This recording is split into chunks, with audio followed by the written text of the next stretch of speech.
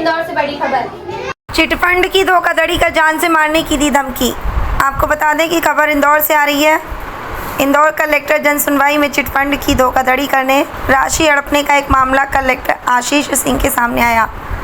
आज कलेक्टर जन सुनवाई में विजय दीवान, किताब मानसी दीवान एवं श्रीमती पूजा दीवान पति विजय दीवान दोनों निवासी नारायण बाग मामा भांजे की दरगाह के सामने इंदौर रहते हैं। विजय दीवान मीडिया से बात करते हुए कहा कि मेरे पास नरेश पीपले पिता टेकचंद पीपले निवासी 12 जगजीवन राम मोहल्ला रानीपुरा मार्च 2024 में आए। वह हमारे ही समाज की व्यक्ति होने से हम उसे पूर्ण से पहचानते थे।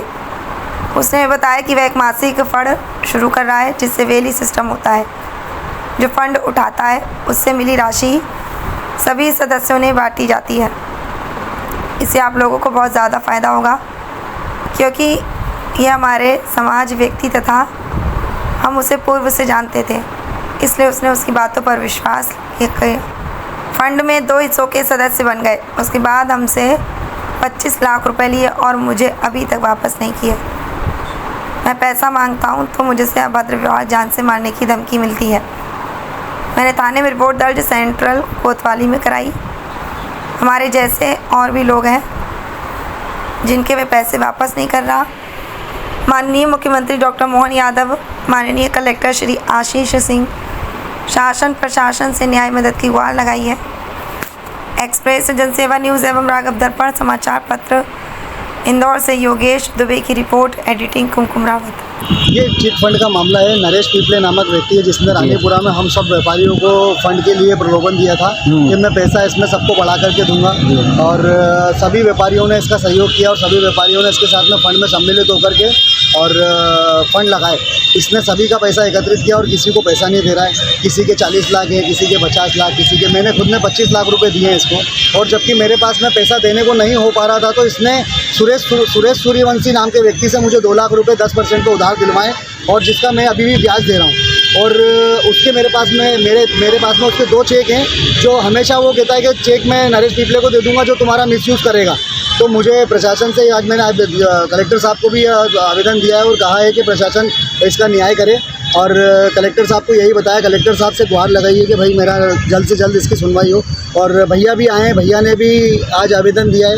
इनके भी 40 लाख रुपए हैं। ये परिवार के हैं, उनके परिवार के होने के बावजूद। अच्छा, आप ये बताएं कि उनसे परिचय कैसे हुआ था, किस माध्यम से परिचय हुआ था? मार्केट में वहाँ भी रहते हैं और हम भी मार्केट में ही रहते हैं। हमारा निवास भी वहीं है, उनका भी निवास वहीं है। हम व्यापारियों के जरिए जुड़े थे। व्यापारियों ने कहा कि भैया नरेश भैया फंड लगाते हैं, हम लोगों ने भी सहयोग किया तो आप भी करिए। और यहाँ मेरे घर भी आए, घर पर आकर के बैठे, मेरे पास में उसका फुटेज वीडियो भी है।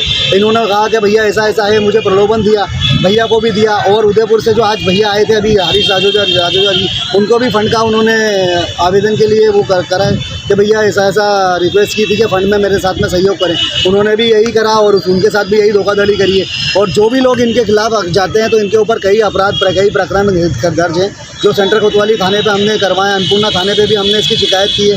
तो शिकायत करने के बावजूद ये लोगों को चाकू मारते हैं और आपराधिक रिकॉर्ड भी है। आपराधिक रिकॉर्ड बहुत सारे हैं सभी परिवार के। आप देखें, मैंने इसमें सभी रिकॉर्ड लगाए हैं और कलेक्टर साहब से गुहार की है कि जल्द से जल्द सुनवाई की जाए, इनकी संपत्ति की जांच करी जाए। लोकायुक्त से मैंने कलेक्टर साहब से यह कहा है कि इन्होंने पिछले 10 से 15 साल में ऐसा क्या किया कि 200 से 300 400 करोड़ के मालिक हो गए हैं। इनके पास में इतना सोना है कि 3 से 4 किलो आज की तारीख में इनका सोना बच्चे सब पहन के घूमते हैं। इनके सोने की जाँच की जाए, इनकी प्रॉपर्टी की जाँच की जाए कि इन्होंने कैसे इतनी जल्द 10 से 15 साल में ऐसा क्या किया कि 300 से 400 करोड़ की संपत्ति।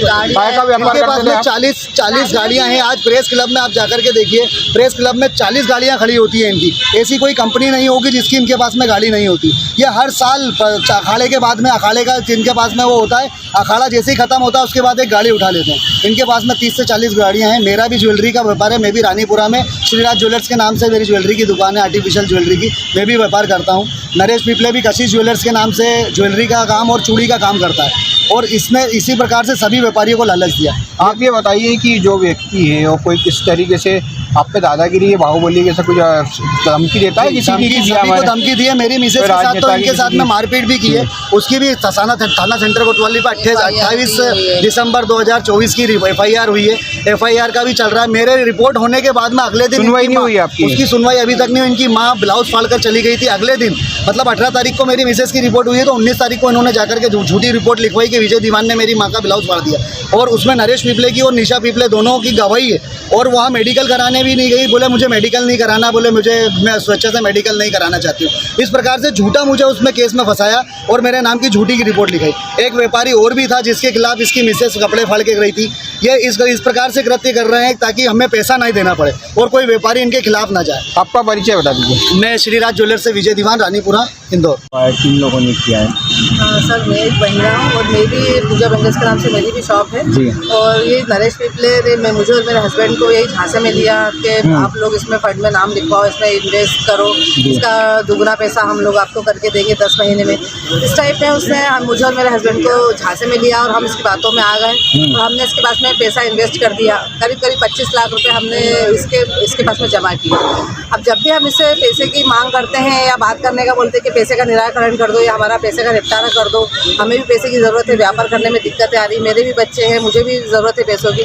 तो पहले तो मना करता रहा और अब तो इसने ऐसा कर दिया कि मेरे साथ में मारपीट भी की, जिसकी FIR मैंने सेंट्रल थाना कोतवाली में की हुई है। उसके बावजूद इस पर कोई एक्शन नहीं हो रहा है, कोई कार्रवाई नहीं हो रही है। इसके ऊपर कई कौन लोगों ने मारपीट की आपके साथ? यही नरेश पिपले ने ही मेरे साथ में मारपीट की। इसका फुटेज वीडियो मैंने पूरा उपलब्ध करवाया था थाना सेंटर कौन कोतवाली। है नरेश पिपले? वहीं पर रानीपुरा के रहवासी हैं। इसकी कशिश ज्वेलर्स के नाम से फर्म है, वहाँ पर ये ज्वेलरी की दुकान और चूड़ी की दुकान चलाता है।